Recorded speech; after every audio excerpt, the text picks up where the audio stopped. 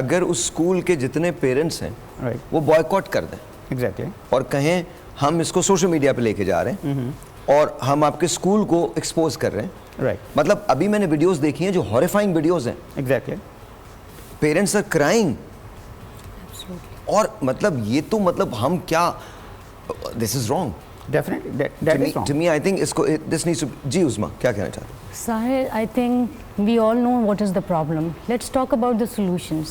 Of course, ये तो नहीं हो सकता कि for 2 months students should not be charged, but there has to be some amount of we should call a discount because running costs तो schools की कम हो रही है।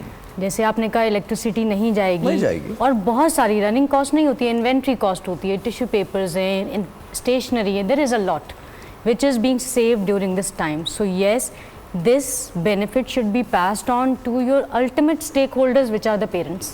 Okay. Or keeping in mind the socio-economic crisis, yes, this is very important that we need to think of all the stakeholders. लेकिन अब आप ये बताइए, I am a teacher.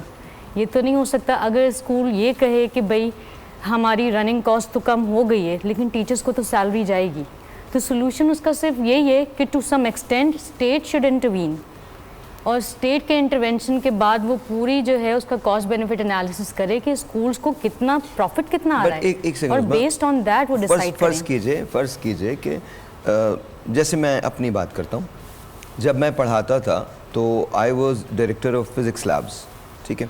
तो जब मैं पढ़ाता था अगर मैं नॉर्मल सेमेस्टर पढ़ा रहा हूँ तो मुझे पैसे मिलते थे। जब मैं समर्स करता था, अगर समर्स के अंदर वो कोर्स ऑफर हुआ है तो मुझे उसके, जैसे फ़र्ज़ करें मैं हाइड्रोकार्बन फेज बिहेवियर पढ़ा रहा हूँ तो मुझे उसके पैसे मिलेंगे, अगर मैं नहीं पढ़ाऊँगा तो नहीं मिलेंगे। तो ये टीचर्स के कॉन्ट्रैक्ट में बात होनी चाहिए कि आपको इन 2 महीनों के पैसे नहीं मिलेंगे, आप नहीं पढ़ा रहे हैं, I am sorry agree to this, no आप नहीं पढ़ा रहे हैं, लेट्स अज्यूम दिस। या तो कॉन्ट्रैक्ट के अंदर बात हो कि आप 1 साल का देंगे कॉन्ट्रैक्ट, उसमें अगर कॉन्ट्रैक्चुअल एग्रीमेंट ये है कि आपने साल का देना है, वेदर यू टीच और you don't teach, you are on their payroll, तो ये स्कूल की रिस्पॉन्सिबिलिटी है।